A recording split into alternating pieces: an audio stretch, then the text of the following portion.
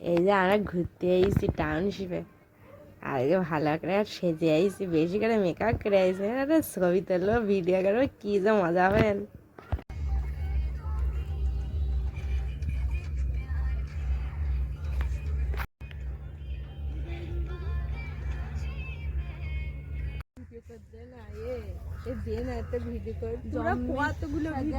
জন্মের সাথে সেজে আইছিস, তোর নিয়ে কি আমাদের মান সম্মান নষ্ট করবো নাকি? শোনা গেল ভিডিও করে দেন আমার লোকেরটা কুড়োই নিয়েও পড়ে এসে দিবি।